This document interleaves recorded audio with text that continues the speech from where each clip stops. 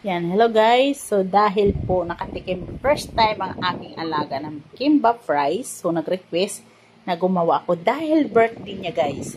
Ito, pagbibigyan natin siya. Mayroon tayong mangga, crabs, egg, carrots, spinach, chicken with rice. So, syempre yung rice, gagamitan natin ng sesame oil pang palasa.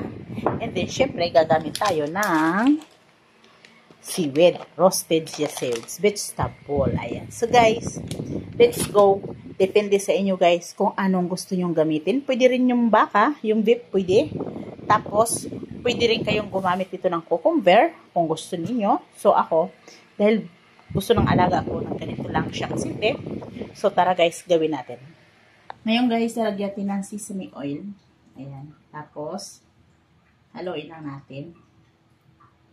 Ayan. So, i-mix-mix muna natin guys, no?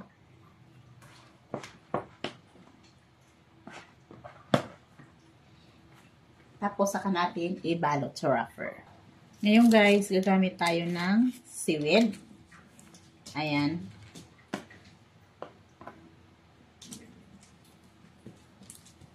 I-mix muna natin. Ngayon guys, lagyan natin ng mangga.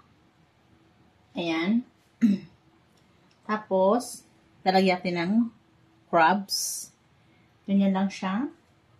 Tapos, lalagyan natin ng carrots. Ayan, yung carrots natin. Pero, syempre, yung crab, mag-add tayo. Ayan. Ganyan. Tapos, lagyan natin ng spinach. Ayan. So, ano nangyari sa spinach ko? Parang lumiit ng masyado. Ayan. Siyempre, lalagyan natin. Tapos, lagyan natin ng chicken. Ayan. Wow. Yan. Tapos, siyempre, dahil maliit yung aking mango, add tayo. Yan. So, guys, dahil nga po, meron tayong lagayan ng napagitna yata ko. Sorry. Yan. So, ganyan natin. Gigitna natin siya. Ayan. Ngayon guys, igaganyan muna natin. Yan. Ganyan. Next. Yan.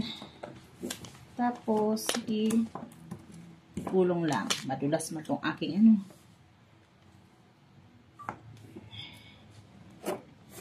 Yan. Yan. So, gano'n simple ang aking kimbap rice.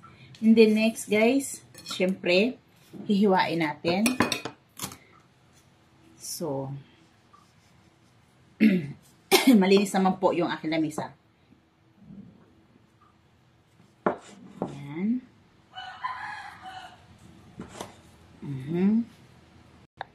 Ayan na guys, ang aking kimbap rice. So guys, marami pa akong gagawin. Pero ito lang muna yung nabuo ko guys. Bye-bye!